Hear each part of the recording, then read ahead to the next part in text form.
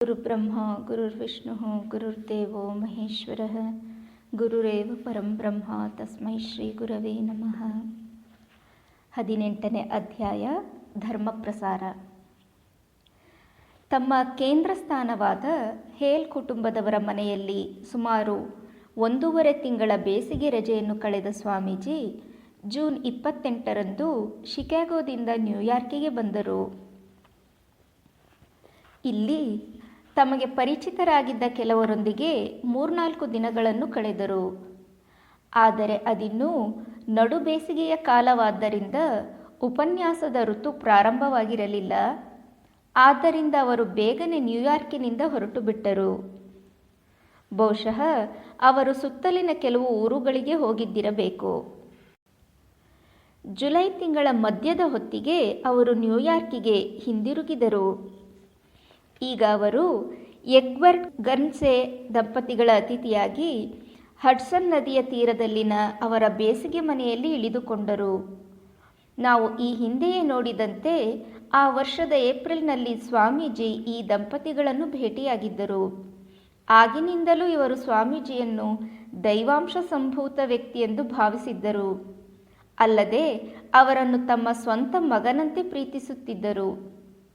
ನದಿ ತೀರದ ಸುಂದರ ಬಂಗಲೆಯಲ್ಲಿ ಕೆಲ ದಿನಗಳನ್ನು ಆನಂದದಿಂದ ಕಳೆದ ಸ್ವಾಮೀಜಿ ಈ ದಂಪತಿಗಳ ಪುತ್ರಿಯ ಆಹ್ವಾನವನ್ನು ಮನ್ನಿಸಿ ಸ್ಟಾಂಪ್ಸ್ಕಾಟ್ ಎಂಬಲ್ಲಿಗೆ ಹೋದರು. ಇದು ಕಡಲ ತೀರದ ಒಂದು ವಿಶ್ರಾಂತಿ ಧಾಮ. ಇಲ್ಲಿಯೂ ಕೆಲ ದಿನಗಳನ್ನು ಕಳೆದ ಅವರು ತಮಗೆ ಈಗಾಗಲೇ ಪರಿಚಿತಳಾಗಿದ್ದ ಕುಮಾರಿ ಸಾರಾ ಫಾರ್ಮರ್ ಎಂಬವಳ ಕೋರಿಕೆಯ ಮೇರೆಗೆ ಎಲಿಯಟ್ ನಗರದ ಬಳಿಯ ಗ್ರೀನ್ ಏಕರ್ ಎಂಬ ಸ್ಥಳಕ್ಕೆ ಹೋದರು. ಪಶ್ಚಿಮದಲ್ಲಿ ಅವರ ಸಂದೇಶ ಪ್ರಸಾರ ಕಾರ್ಯಕ್ಕೆ ಸಂಬಂಧಿಸಿದಂತೆ ಒಂದು ಪ್ರಮುಖ ಘಟನೆ ಇಲ್ಲಿ ನಡೆಯಿತು. ವಿಶಾಲವಾದ ಪಿಸ್ಕಾಟಾಕ್ವಾ ನದಿಯ ದಡದ ಮೇಲಿರುವ ದಟ್ಟವಾದ ಗಿಡಮರಗಳಿಂದ ಕೂಡಿದ ಈ ಗ್ರೀನ್ ಏಕರ್ ಎಂಬಲ್ಲಿ ಕುಮಾರಿ ಸಾರಾ ಫಾರ್ಮರಳ ನೇತೃತ್ವದಲ್ಲಿ ಗ್ರೀನ್ ಏಕರ್ ರಿಲಿಜಿಯಸ್ ಕಾನ್ಫರೆನ್ಸ್ ಎಂಬ ಅಧ್ಯಯನ ಕೂಟವೊಂದು ಆಗ ಕೆಲ ಕಾಲದ ಹಿಂದೆಯಷ್ಟೇ ಪ್ರಾರಂಭವಾಗಿತ್ತು. ಸ್ವಲ್ಪ ಮಟ್ಟಿಗೆ ಸರ್ವಧರ್ಮ ಸಮ್ಮೇಳನದಿಂದ ಸ್ಫೂರ್ತಿ ಪಡೆದಿದ್ದ ಈ ಒಕ್ಕೂಟವು ಸಂಪ್ರದಾಯಬದ್ಧರಲ್ಲದ ಹಾಗೂ ವಿಶಾಲ ಮನೋಭಾವದ ವ್ಯಕ್ತಿಗಳಿಂದ ಕೂಡಿತ್ತು. ಇಲ್ಲಿ ಎಲ್ಲ ಬಗೆಯ ಧಾರ್ಮಿಕ ಉಪನ್ಯಾಸಕರಿಗೂ ಮುಕ್ತ ಪ್ರವೇಶವಿತ್ತು ಹಾಗೂ ಕಲಿಯಬೇಕೆಂಬ ಇಚ್ಛೆ ಉಳ್ಳವರೆಲ್ಲರೂ ಈ ಉಪನ್ಯಾಸಗಳಲ್ಲಿ ಭಾಗವಹಿಸಬಹುದಾಗಿತ್ತು. ಈ ಅಧ್ಯಯನ ಕೂಟಕ್ಕೆ ಶ್ರದ್ಧಾವಂತ ಉಪನ್ಯಾಸಕರು, ನಿಷ್ಠಾವಂತ ವಿದ್ಯಾರ್ಥಿಗಳೂ ಬರುತ್ತಿದ್ದರು. ಹೀಗೆ ಬರುತ್ತಿದ್ದವರಲ್ಲಿ ಮುಂದೆ ಸ್ವಾಮೀಜಿಯ ಅತ್ಯಂತ ಆಪ್ತ ಸ್ನೇಹಿತರಾದ ಶ್ರೀಮತಿ ಸಾರಾ ಓಲೆಬುಲ್ ಮತ್ತು ಡಾಕ್ಟರ್ ಲೂಯಿಸ್ ಜಿ ಜೇನ್ಸ್ ಕೂಡ ಇದ್ದರು. ಗ್ರೀನ್ ಏಕರ್ನಲ್ಲಿ ಸ್ವಾಮೀಜಿ ಜುಲೈ 26ರಿಂದ ಆಗಸ್ಟ್ 13ರವರೆಗೆ ಉಳಿದುಕೊಂಡರು. ಇಲ್ಲಿ ಅವರು ತರಗತಿಗಳ ಸರಣಿಯೊಂದನ್ನು ಪ್ರಾರಂಭಿಸಿದರು. ಪೌರ್ವಾತ್ಯ ಸಂಪ್ರದಾಯದಂತೆ ಮರದ ಬುಡದಲ್ಲಿ ತಮ್ಮ ಸುತ್ತಲೂ ಕುಳಿತು ಅತ್ಯಂತ ಆಸ್ಥೆಯಿಂದ ಆಲಿಸುತ್ತಿದ್ದ ಉತ್ಸಾಹಿ ವಿದ್ಯಾರ್ಥಿಗಳಿಗೆ ಸ್ವಾಮೀಜಿ ವೇದಾಂತ ತತ್ವದ ಕುರಿತಾಗಿ ಹೇಳುತ್ತಿದ್ದರು. ತರಗತಿಗಳು ನಡೆಯುತ್ತಿದ್ದುದು ಪೈನ್ ವೃಕ್ಷ ಅಂದರೆ ಪೀತದಾರು ವೃಕ್ಷವೊಂದರ ನೆರಳಲ್ಲಿ. ಅದಕ್ಕೆ ಸ್ವಾಮೀಜಿಯ ಪೈನ್ ಎಂದೇ ಹೆಸರಾಯಿತು. ಪಾಶ್ಚಾತ್ಯ ರಾಷ್ಟ್ರಗಳಲ್ಲಿ ಸ್ವಾಮೀಜಿ ತೆಗೆದುಕೊಂಡ ತರಗತಿಗಳ ಶ್ರೇಣಿಯಲ್ಲಿ ಇದೇ ಮೊದಲನೆಯದು. ಇದು ಅವರ ಕಾರ್ಯವು ಹೊಸ ತಿರುವನ್ನು ತೆಗೆದುಕೊಳ್ಳಲಿದ್ದುದರ ಮುನ್ಸೂಚನೆಯೂ ಆಗಿತ್ತು.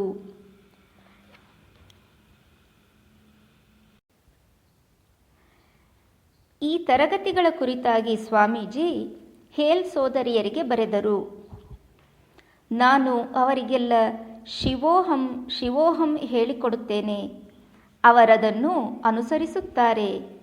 ಅವರು ಮುಗ್ಧರೂ ಪರಿಶುದ್ಧರೂ ಆದ್ದರಿಂದ ಅವರ ಧೈರ್ಯಕ್ಕೆ ಎಲ್ಲೆಯೇ ಇಲ್ಲ. ಈ ತರಗತಿಗಳಲ್ಲಿ ಸ್ವಾಮೀಜಿ ಸಾಮಾನ್ಯವಾಗಿ ಅವಧೂತ ಗೀತೆಯನ್ನು ವ್ಯಾಖ್ಯಾನಿಸಿ ಹೇಳುತ್ತಿದ್ದರು. ಇನ್ನು ಕೆಲವೊಮ್ಮೆ ರಾಜಯೋಗವನ್ನು ಬೋಧಿಸುತ್ತಿದ್ದರು. ಗ್ರೀನ್ ಏಕರ್ನಲ್ಲಿ ಉಪನ್ಯಾಸ, ಬೋಧನೆ, ವಿಹಾರಗಳಲ್ಲಿ ಸಮಯ ವೇಗವಾಗಿ ಸರಿಯಿತು. ಆದರೆ ವಿಹಾರ ಎನ್ನುವುದು ಅಪರೂಪವೇ ಆಗಿತ್ತು. ವಿದ್ಯಾರ್ಥಿಗಳ ಪಾಲಿಗಂತೂ ಸ್ವಾಮೀಜಿಯ ಸಾನ್ನಿಧ್ಯವೇ ಒಂದು ಅಪೂರ್ವ ಅನುಭವ. ಇನ್ನು ಅವರ ಮಾತುಗಳು ಅಮೃತ ಸಮಾನ. ಇಂತಹ ತರಗತಿಯು ಸ್ವಾಮೀಜಿಯ ಹೃದಯಕ್ಕೂ ಪ್ರಿಯವಾದದ್ದೇ. ಅಲ್ಲದೆ ಸಾರ್ವಜನಿಕ ಉಪನ್ಯಾಸಗಳಿಗಿಂತ ಇವು ಕಡಿಮೆ ಶ್ರಮದಾಯಕ ಹಾಗೂ ಹೆಚ್ಚು ತೃಪ್ತಿಕರ. ಆದರೆ ಈ ತರಗತಿಗಳು ದೈಹಿಕವಾಗಿ ಅವರಿಗೆ ಸಾಕಷ್ಟು ಆಯಾಸ ಉಂಟು ಮಾಡುತ್ತಿದ್ದವು. ಪತ್ರವೊಂದರಲ್ಲಿ ಅವರು ಶ್ರೀಮತಿ ಹೇಲ್ಗೆ ಬರೆಯುತ್ತಾರೆ, ನನಗೇನೋ ಸ್ವಲ್ಪ ವಿಶ್ರಾಂತಿ ಬೇಕಾಗಿದೆ, ಆದರೆ ಅದು ಭಗವಂತನ ಇಚ್ಛೆಗೆ ಬಂದಿಲ್ಲವೆಂದು ಕಾಣುತ್ತದೆ. ಗ್ರೀನೇಕರ್ನಲ್ಲಿ ನಾನು ಸರಾಸರಿ 7 ರಿಂದ 8 ಗಂಟೆ ಕಾಲ ಮಾತನಾಡಬೇಕಾಗಿತ್ತು. ಬಹುಶಃ ವಿಶ್ರಾಂತಿ ಎಂಬುದೇನಾದರೂ ಇದ್ದರೆ ಅದೇ ಇರಬೇಕು. ಆದರೆ ನಾನು ಮಾತನಾಡುತ್ತಿದ್ದುದೆಲ್ಲ ಭಗವಂತನ ಬಗ್ಗೆ. ಆದ್ದರಿಂದ ಅದೇ ನವ ಚೈತನ್ಯವನ್ನು ತಂದುಕೊಡುತ್ತದೆ ಎಂದು ಬರೆದರು. ಹೀಗೆ ಸುಮಾರು 15 ದಿನಗಳನ್ನು ಕಳೆದು ಸ್ವಾಮೀಜಿ ಅಲ್ಲಿಂದ ಮಸಾಚುಸೆಟ್ಸ್ ರಾಜ್ಯದ ಪ್ಲೈಮತ್ ಎಂಬಲ್ಲಿಗೆ ಹೋದರು. ಇಲ್ಲಿನ ಫ್ರೀ ರಿಲಿಜಿಯಸ್ ಅಸೋಸಿಯೇಷನ್ ಎಂಬ ಸಂಸ್ಥೆಯಲ್ಲಿ ಮಾತನಾಡುವಂತೆ ಅವರನ್ನು ಆಹ್ವಾನಿಸಲಾಗಿತ್ತು. ಪ್ರಖ್ಯಾತ ತತ್ವಶಾಸ್ತ್ರಜ್ಞರಾದ ರಾಲ್ಫ್ ವಾಲ್ಡೋ ಎಮರ್ಸನ್ನಿಂದ ಸ್ಥಾಪಿಸಲ್ಪಟ್ಟ ಈ ಸಂಸ್ಥೆಯು ಧಾರ್ಮಿಕ ಭಾವನೆಗಳನ್ನು, ಆಚರಣೆಗಳನ್ನು ಸಾಂಪ್ರದಾಯಿಕ ಚಿಂತನೆಯ ಹಿಡಿತದಿಂದ ಮುಕ್ತವಾಗಿಸುವ ಉದ್ದೇಶವನ್ನು ಹೊಂದಿತ್ತು. ಈ ಸಂಸ್ಥೆಯ ಹಲವಾರು ಸದಸ್ಯರು ಇಡೀ ದೇಶದಲ್ಲೇ ಪ್ರಸಿದ್ಧ ಹಾಗೂ ಗಣ್ಯ ಸ್ತ್ರೀ ಪುರುಷರು. ಕೆಲವರು ಸ್ವಾಮೀಜಿಯ ಮಿತ್ರರು, ವಿಶ್ವಾಸಿಗಳು. ಇವರಲ್ಲಿ ಮುಖ್ಯರಾದವರೆಂದರೆ ಸಂಸ್ಥೆಯ ಅಧ್ಯಕ್ಷರಾದ ಥಾಮಸ್ ಹಿಗ್ಗಿನ್ಸನ್, ಜೂಲಿಯಾ ವಾರ್ಡ್ ಹೋವ್ ಹಾಗೂ ಡಾಕ್ಟರ್ ಲೂಯಿಸ್ ಜೇನ್ಸ್. ಮುಂದೆ ಸ್ವಾಮೀಜಿಯ ಅತ್ಯಂತ ನಿಷ್ಠಾವಂತ ಬೆಂಬಲಿಗರಾದ ಡಾಕ್ಟರ್ ಜೇನ್ಸ್ ರವರು ಪ್ರಖ್ಯಾತ ಬ್ರೂಕ್ಲಿನ್ ಎಥಿಕಲ್ ಅಸೋಸಿಯೇಷನ್ನ ಅಧ್ಯಕ್ಷರು. ಸ್ವಾಮೀಜಿ ಆಗಸ್ಟ್ 19ರ ಸುಮಾರಿಗೆ ಪ್ಲೈಮತ್ನಿಂದ ಪ್ರಯಾಣ ಮಾಡಿ ಕಡಲ ತೀರದ ಹಳ್ಳಿಯಾದ ಆ್ಯನಿಸ್ಕ್ವಾಮ್ಗೆ ಬಂದರು.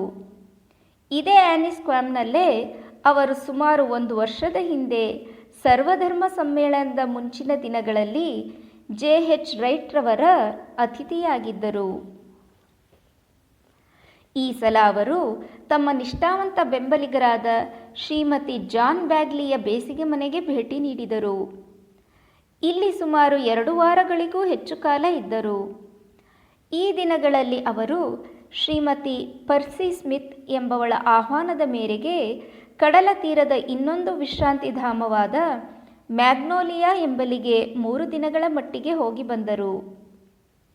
ಈ ಭೇಟಿಯ ಸಂದರ್ಭದಲ್ಲಿ ಅವರು ಮ್ಯಾಗ್ನೋಲಿಯಾದಲ್ಲಿ ಒಂದು ಉಪನ್ಯಾಸ ನೀಡಿದರು. ಹಾಗೆಯೇ ಆ್ಯನಿಸ್ಕ್ವಾಮ್ನಲ್ಲೂ ಭಾರತದ ಧರ್ಮ ಎನ್ನುವ ವಿಷಯವಾಗಿ ಉಪನ್ಯಾಸ ಮಾಡಿದರು.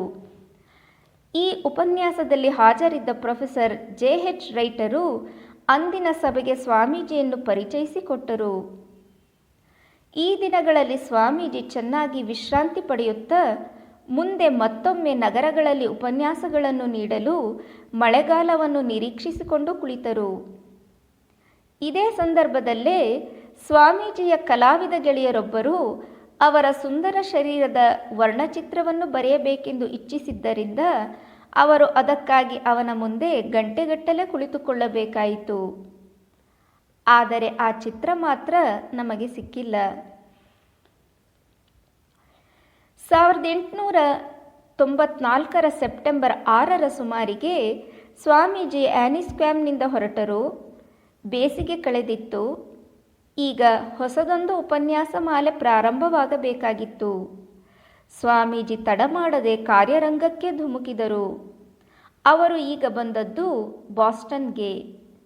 ಅವರಿಗೆ ಬಾಸ್ಟನ್ ನಗರದಲ್ಲಿ ಹಾಗೂ ಅದರ ಅಕ್ಕಪಕ್ಕದ ಗ್ರಾಮಗಳಲ್ಲಿ 3 ವಾರಗಳ ಕಾಲ ಬಿಡುವಿಲ್ಲದ ಉಪನ್ಯಾಸಗಳ ಕಾರ್ಯಕ್ರಮ ಇದ್ದಿತು. ಈ ದಿನಗಳಲ್ಲಿ ಅವರಿಗೆ ಅನ್ನಿಸಿತು, ಒಂದೆಡೆ ಕುಳಿತು ತಮ್ಮ ಆಲೋಚನೆಗಳನ್ನೆಲ್ಲ ಬರೆದಿಡಬೇಕು ಎಂದು. ಆದ್ದರಿಂದ ಅವರು ಕೆಲ ದಿನಗಳನ್ನು ತನ್ನ ಮನೆಯಲ್ಲಿ ಕಳೆಯುವಂತೆ ಶ್ರೀಮತಿ ಸಾರಾಬುಲ್ ಅವಳಿಂದ ಬಂದ ಆಹ್ವಾನವನ್ನು ಮನ್ನಿಸಿ ಅವಳ ಕೇಂಬ್ರಿಡ್ಜ್ ಹೌಸ್ಗೆ ಹೋದರು. ಅಲ್ಲಿ ಶ್ರೀಮತಿ ಬುಲ್ ತನ್ನ ಮಗಳು, ಒಬ್ಬಳು ಜೊತೆಗಾತಿ ಹಾಗೂ ಯಾರಾದರೂ ಕೆಲವು ಅತಿಥಿಗಳೊಂದಿಗೆ ವಾಸವಾಗಿರುತ್ತಿದ್ದಳು. ಇವಳು ನಾರ್ವೆ ದೇಶದ ಪ್ರಸಿದ್ಧ ಪಿಟೀಲು ವಾದಕನಾಗಿದ್ದ ಮಿಸ್ಟರ್ ಬುಲ್ ಎಂಬವನ ವಿಧವೆ ಪತ್ನಿ. ಈಕೆ ಕಲೆ ಸಾಹಿತ್ಯಗಳ ಪೋಷಕಳೆಂದು ಪ್ರಖ್ಯಾತಳು. ಮುಂದೆ ಈಕೆ ಅಮೆರಿಕೆಯಲ್ಲಿ ಸ್ವಾಮೀಜಿಯ ನಿಷ್ಠಾವಂತ ಬೆಂಬಲಿಗಳು, ಸದಾ ಸಹಾಯಕ್ಕೊದಗುವ ಸ್ನೇಹಿತೆಯೂ ಆದಳು. ಅಮೆರಿಕದ ಪಶ್ಚಿಮದಲ್ಲಿ ಹೇಲ್ ಕುಟುಂಬದವರ ಮನೆ ಸ್ವಾಮೀಜಿಯ ಕೇಂದ್ರ ಸ್ಥಾನವಾಗಿದ್ದಂತೆ, ಪೂರ್ವ ತೀರದಲ್ಲಿ ಶ್ರೀಮತಿ ಬುಲ್ ಅವಳ ಮನೆ ಅವರ ಕೇಂದ್ರ ಸ್ಥಾನವಾಯಿತು ಎನ್ನಬಹುದು.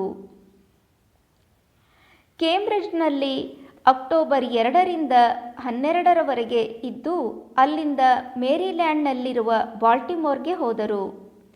ಇಲ್ಲಿ ಸ್ವಾಮೀಜಿ ರೂಮನ್ ಸೋದರರೆಂಬ 3 ಉತ್ಸಾಹಶಾಲಿ ಯುವ ಧರ್ಮಾಧಿಕಾರಿಗಳ ಅತಿಥಿಯಾಗಿದ್ದರು. ಈ ಧರ್ಮಾಧಿಕಾರಿಗಳು ತಮ್ಮ 2 ಸಭೆಗಳಲ್ಲಿ ಕ್ರಿಯಾಶೀಲ ಧರ್ಮ ಎಂಬ ವಿಷಯದ ಮೇಲೆ ಮಾತನಾಡುವಂತೆ ಸ್ವಾಮೀಜಿಯವರನ್ನು ಆಹ್ವಾನಿಸಿದರು. ಇಲ್ಲಿ ಅವರ ಉಪನ್ಯಾಸಗಳು ಬಹುದೊಡ್ಡ ಸಂಖ್ಯೆಯಲ್ಲಿ ಸಭಿಕರನ್ನು ಆಕರ್ಷಿಸಿದವು. 2ನೆಯ ಉಪನ್ಯಾಸಕ್ಕಂತೂ 3000ಕ್ಕಿಂತಲೂ ಹೆಚ್ಚು ಜನ ಕಿಕ್ಕಿರಿದಿದ್ದರು. ಬಾಲ್ಟಿಮೋರ್ನಿಂದ ಸ್ವಾಮೀಜಿ ಅಲ್ಲೇ ಹತ್ತಿರದ ವಾಷಿಂಗ್ಟನ್ಗೆ ಬಂದರು. ಇಲ್ಲಿ ಅವರು ಕರ್ನಲ್ ಇನೋಕ್ ಟೋಟನ್ ದಂಪತಿಗಳ ಅತಿಥಿಗಳಾಗಿದ್ದರು. ಶ್ರೀಮತಿ ಟೋಟನ್ ಒಬ್ಬ ಪ್ರಭಾವಶಾಲಿ ಮಹಿಳೆ. ಇವಳೊಬ್ಬ ತತ್ವಶಾಸ್ತ್ರಜ್ಞೆ ಕೂಡ. ಸ್ವಾಮೀಜಿ ವಾಷಿಂಗ್ಟನ್ನಲ್ಲಿ ಮಾಡಿದ ಭಾಷಣಗಳು 3: ಸರ್ವಧರ್ಮಗಳ ಸಮಾನ ಆಧ್ಯಾತ್ಮಿಕ ಮೂಲಗಳು, ಆರ್ಯ ಜನಾಂಗ ಮತ್ತು ಪುನರ್ಜನ್ಮ ಎಂದು.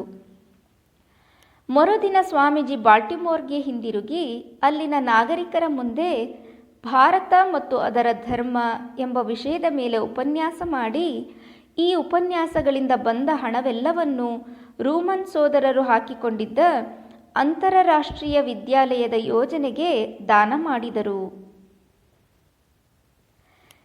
ಈಗ ಸ್ವಾಮೀಜಿ ತಮ್ಮ ಸಾರ್ವಜನಿಕ ಉಪನ್ಯಾಸಗಳನ್ನು ಕೆಲಕಾಲ ನಿಲ್ಲಿಸಿ, ತಾವಾಗಿಯೇ ಆಸಕ್ತರಾಗಿ ಬಂದವರಿಗೆ ವೇದಾಂತದ ಸಂದೇಶವನ್ನು ಹರಡುತ್ತಾ ತಮ್ಮ ಕಾರ್ಯವನ್ನು ವೇದಾಂತದ ಬಲವಾದ ಅಡಿಪಾಯದ ಮೇಲೆ ನೆಲೆ ನಿಲ್ಲಿಸಲು ನಿರ್ಧರಿಸಿದರು. ಶ್ರದ್ಧಾವಂತರಾದ ಮತ್ತು ಪ್ರಾಮಾಣಿಕರಾದ ಕೆಲವು ಶಿಷ್ಯರನ್ನು ನಿರ್ಮಾಣ ಮಾಡಿಕೊಂಡು ಅವರಿಗೆ ಸಮರ್ಥ ಶಿಕ್ಷಣ ನೀಡಿ ಅವರ ಮೂಲಕ ತಮ್ಮ ಸಂದೇಶ ಪ್ರಸಾರವಾಗುವಂತೆ ನೋಡಿಕೊಳ್ಳಬೇಕೆಂಬ ತೀವ್ರ ಅಭಿಲಾಷೆ ಅವರಲ್ಲಿತ್ತು. ಆದರೆ ಅದಕ್ಕಿನ್ನೂ ಕಾಲ ಒದಗಿ ಬಂದಿರಲಿಲ್ಲವೆಂದು ಕಾಣುತ್ತದೆ. ಆಗಸ್ಟ್ ತಿಂಗಳ ಕೊನೆಯಲ್ಲಿ ಸ್ವಾಮೀಜಿ ಅಳಸಿಂಗ ಪೆರುಮಾಳರಿಗೆ ಬರೆದರು: ಇಡೀ ಪ್ರಪಂಚಕ್ಕೆ ಬೆಳಕು ಬೇಕಾಗಿದೆ. ಬೆಳಕನ್ನು ಅದು ಇದಿರು ನೋಡುತ್ತಿದೆ. ಆ ಬೆಳಕು ಇರುವುದು ಭಾರತದ ಬಳಿ ಮಾತ್ರವೇ. ಅದು ಮಂತ್ರಮಾಟಗಳಲ್ಲಿಲ್ಲ, ಅದು ಬೂಟಾಟಿಕೆಯಲ್ಲಿಲ್ಲ.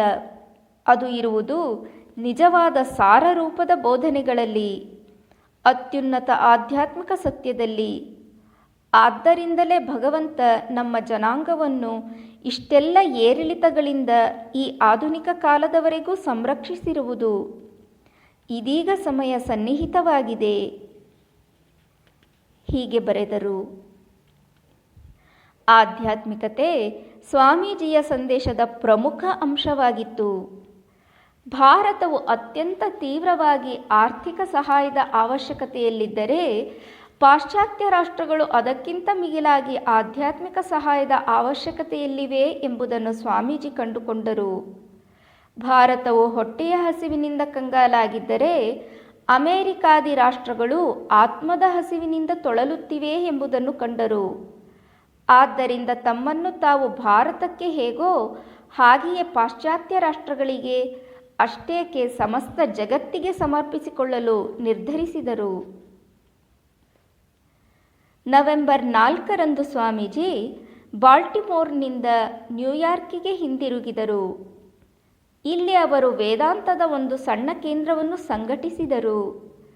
ತಮ್ಮ ಕಾರ್ಯದ ಆರ್ಥಿಕ ಹಾಗೂ ಇತರ ವಿಚಾರಗಳ ಮೇಲ್ವಿಚಾರಣೆಯೊಂದಿಗೆ ಅವರ ಇನ್ನೊಂದು ಉದ್ದೇಶವೇನಾಗಿತ್ತೆಂದರೆ ವೇದಾಂತದ ಜ್ಞಾನವನ್ನು ಹೊರ ಜಗತ್ತಿಗೆ ಹರಿಯಿಸಿ ತನ್ಮೂಲಕ ತಾವು ಭಾರತದಲ್ಲಿ ಸ್ಥಾಪಿಸಲು ಯೋಚಿಸಿದ್ದ ವಿದ್ಯಾಸಂಸ್ಥೆಗಳಿಗೆ ನಿಧಿಯನ್ನು ಸಂಗ್ರಹಿಸುವುದು. ಈ ಹಿಂದೆ ಸ್ವಾಮೀಜಿ ತಮ್ಮ ಸಂದೇಶ ಪ್ರಸಾರದ ಬೀಜವನ್ನು ಬಿತ್ತಿ ಅದಕ್ಕಾಗಿ ತಮ್ಮ ಅಗಾಧ ಶಕ್ತಿಜ್ಞಾನಗಳನ್ನು ಧಾರೆ ಎರೆದಿದ್ದರು. ಅದರ ಉದ್ದೇಶ ಮಾತ್ರ ಒಂದೇ ಆಗಿತ್ತು, ಮಾನವನ ಆತ್ಮೋದ್ಧಾರ.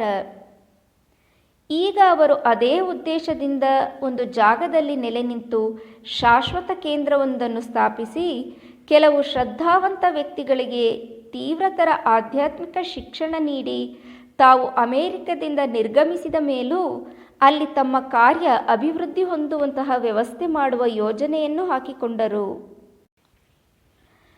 ನ್ಯೂಯಾರ್ಕಿನಲ್ಲಿ ನೆಲೆಸುವ ಮೊದಲು ಸ್ವಾಮೀಜಿ ಮತ್ತೊಮ್ಮೆ ಕೇಂಬ್ರಿಡ್ಜ್ಗೆ ಭೇಟಿ ನೀಡಿದರು.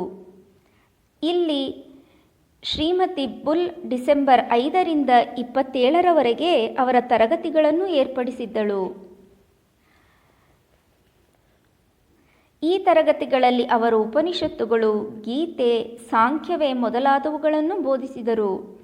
ಇವುಗಳೊಂದಿಗೆ ಅವರು ಶ್ರೀಮತಿ ಬುಲ್ ಅವಳ ಮನೆಯಲ್ಲಿ 3 ಉಪನ್ಯಾಸಗಳನ್ನು ನೀಡಿದರು. ಇವುಗಳಲ್ಲೊಂದರ ವಿಷಯ ಭಾರತೀಯ ಮಹಿಳೆಯರ ಆದರ್ಶಗಳು ಎಂದು. ಅವರ ಆತಿಥೇಯಳ ವಿಶೇಷ ಕೋರಿಕೆಯ ಮೇರೆಗೆ ನೀಡಲಾದ ಈ ಉಪನ್ಯಾಸವು ಹೃದಯ ಸ್ಪರ್ಶಿಯಾಗಿದ್ದು ಸ್ವಾಮೀಜಿಯ ದೇಶಪ್ರೇಮವನ್ನು ಎತ್ತಿ ತೋರಿಸುವಂತಿತ್ತು. ಈ ಉಪನ್ಯಾಸದಲ್ಲಿ ಅವರು ಭಾರತೀಯ ನಾರೀತ್ವದ ಸ್ವರೂಪ ಹಾಗೂ ಆದರ್ಶಗಳ ಸೊಬಗನ್ನು, ಅದರಲ್ಲೂ ವಿಶೇಷವಾಗಿ ಭಾರತೀಯ ಮಹಿಳೆಯರ ತಾಯ್ತನದ ಆದರ್ಶವನ್ನು ಉಜ್ವಲವಾಗಿ ವಿವರಿಸಿದರು. ಭಾರತೀಯ ಮಹಿಳೆಯರ ಸ್ಥಿತಿಯ ಕುರಿತಾಗಿ ಕೆಲವು ನೀಚ ವ್ಯಕ್ತಿಗಳು ನಡೆಸುತ್ತಿದ್ದ ಅಪಪ್ರಚಾರಗಳಿಗೆ ಸ್ವಾಮೀಜಿಯ ಉಪನ್ಯಾಸವು ಉತ್ತರವಾಗಿತ್ತು. ಈ ಉಪನ್ಯಾಸಗಳನ್ನು ಕೇಳಿ ಕೇಂಬ್ರಿಡ್ಜ್ನ ಮಹಿಳೆಯರು ಎಷ್ಟು ಆಳವಾಗಿ ಪ್ರಭಾವಿತರಾದರೆಂದರೆ ಅವರೆಲ್ಲ ಸೇರಿ ಕ್ರಿಸ್ಮಸ್ ಸಮಯದಲ್ಲಿ ಸ್ವಾಮೀಜಿಗೆ ತಿಳಿಯದಂತೆ ದೂರದ ಭಾರತದಲ್ಲಿದ್ದ ಸ್ವಾಮೀಜಿಯವರ ತಾಯಿ ಭುವನೇಶ್ವರಿ ದೇವಿಗೆ ಒಂದು ಪತ್ರವನ್ನು, ಜೊತೆಗೆ ಮೇರಿಯ ಮಡಿಲಲ್ಲಿ ಬಾಲಕ್ರಿಸ್ತ ಮಲಗಿರುವ ಒಂದು ಸುಂದರ ಚಿತ್ರವನ್ನು ಕಳಿಸಿಕೊಟ್ಟರು. ಅವರು ಬರೆದ ಪತ್ರ ಹೀಗಿದೆ: ವಿವೇಕಾನಂದರ ತಾಯಿಯವರಿಗೆ. ಪ್ರಿಯ ತಾಯಿ, ಭಗವಂತನು ಮೇರಿಯ ಪುತ್ರನನ್ನು ಧರೆಗೆ ಕಾಣಿಕೆಯಾಗಿದ್ದ ದಿನವನ್ನು ಆಚರಿಸಿ ಆನಂದಿಸುವ ಈ ಶುಭ ಕ್ರಿಸ್ಮಸ್ ಸಂದರ್ಭವು ಮಧುರ ಸ್ಮರಣೆಗಳ ಸಮಯ. ನಿಮ್ಮ ಸುಪುತ್ರನನ್ನು ನಮ್ಮ ನಡುವೆ ಹೊಂದಿರುವ ನಾವು ನಿಮಗೆ ಶುಭಾಶಯಗಳನ್ನು ಕಳಿಸುತ್ತಿದ್ದೇವೆ. ಅವರು ಕೆಲ ದಿನಗಳ ಹಿಂದೆ ನಮ್ಮನ್ನು ಉದ್ದೇಶಿಸಿ ಮಾತನಾಡುವಾಗ ನಮ್ಮ ಸ್ತ್ರೀಯರಿಗೆ, ಪುರುಷರಿಗೆ, ಮಕ್ಕಳಿಗೆ ಅವರು ಸಲ್ಲಿಸಿರುವ ಉದಾರ ಸೇವೆಯ ಫಲವನ್ನೆಲ್ಲ ನಿಮ್ಮ ಚರಣಗಳಿಗೆ ಅರ್ಪಿಸಿದರು. ತಮ್ಮ ತಾಯಿಯನ್ನು ಅವರು ಆರಾಧಿಸಿದ ಬಗೆ, ಅವರ ಮಾತುಗಳನ್ನು ಕೇಳುತ್ತಿದ್ದವರಿಗೆಲ್ಲ ನಿರಂತರ ಸ್ಫೂರ್ತಿ, ಉತ್ತೇಜನ. ಪ್ರಿಯ ತಾಯಿ, ನಿಮ್ಮ ಮಗನ ರೂಪದಲ್ಲಿ ನಿಮ್ಮ ಜೀವನ ಹಾಗೂ ಕೃತಿಗಳನ್ನು ಕೃತಜ್ಞತೆಯಿಂದ ಗುರುತಿಸಿದ್ದೇವೆ. ಭಗವಂತನಿಂದಲೇ ಬಂದಂತಹ ಭ್ರಾತೃತ್ವ ಮತ್ತು ಏಕತೆಗಳ ನೆನಪಿಗಾಗಿ ಈ ನಮ್ಮ ಕಿರುಗಾಣಿಕೆಯನ್ನು ತಾವು ಸ್ವೀಕರಿಸುವುದಾಗಬೇಕು ಎಂದು ಬರೆದರು.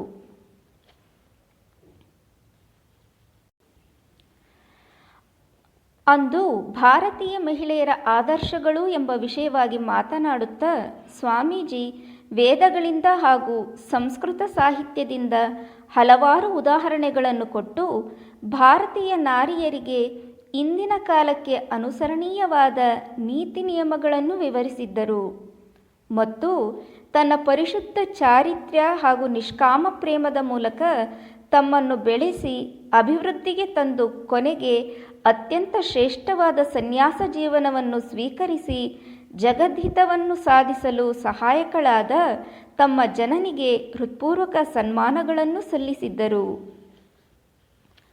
ಸಾಧಾರಣವಾಗಿ ಸ್ವಾಮೀಜಿ ಸಂದರ್ಭ ಒದಗಿ ಬಂದಾಗಲೆಲ್ಲ ತಮ್ಮ ತಾಯಿಯ ಹಲವಾರು ಉದಾತ್ತ ಶ್ರೇಷ್ಠ ಗುಣಗಳನ್ನು ಬಣ್ಣಿಸಿ ಆಕೆಯನ್ನು ಕೊಂಡಾಡುತ್ತಿದ್ದುದನ್ನು ಗಮನಿಸಬಹುದಾಗಿತ್ತು. ಒಮ್ಮೆ ಅವರು ತಮ್ಮ ತಾಯಿಯ ಅದ್ಭುತ ಸಂಯಮದ ಬಗ್ಗೆ ಹೇಳುತ್ತಾ, ಆಕೆ ಒಂದು ಸಲ 14 ದಿನಗಳವರೆಗೆ ನಿರಂತರ ಉಪವಾಸ ವ್ರತವನ್ನು ಆಚರಿಸಿದ ಬಗ್ಗೆ ಹೇಳಿದರು. ನನ್ನ ಸನ್ಯಾಸ ಜೀವನಕ್ಕೆ ಸ್ಫೂರ್ತಿ ಸಿಕ್ಕಿದ್ದೇ ನನ್ನ ತಾಯಿಯಿಂದ. ನನ್ನ ಈ ಜೀವನಕ್ಕೆ ಹಾಗೂ ನಾನು ನಡೆಸಿಕೊಂಡು ಬರುತ್ತಿರುವ ಈ ಕಾರ್ಯಕ್ಕೆ ನನ್ನ ತಾಯಿಯ ಪರಮ ಪವಿತ್ರ ಚಾರಿತ್ರ್ಯವು ಒಂದು ನಿರಂತರ ಸ್ಫೂರ್ತಿ ಎಂಬ ಮಾತು ಅವರ ಬಾಯಿಂದ ಆಗಾಗ ಕೇಳಿಬರುತ್ತಿತ್ತು. ಓಂ ಪ್ರಿಯತಾಂ ಪುಂಡರೀಕಾಕ್ಷಃ ಸರ್ವಯಜ್ಞೇಶ್ವರೋ ಹರಿಃ ತಸ್ಮಿನ್ ತುಷ್ಟೇ ಜಗತ್ತುಷ್ಟಂ ಪ್ರೀಣಿತೆ ಪ್ರೀಣಿತಂ ಜಗತ್. ಹರಿಃ ಓಂ ತತ್ಸತ್. ಶ್ರೀರಾಮಕೃಷ್ಣಾರ್ಪಣಮಸ್ತು.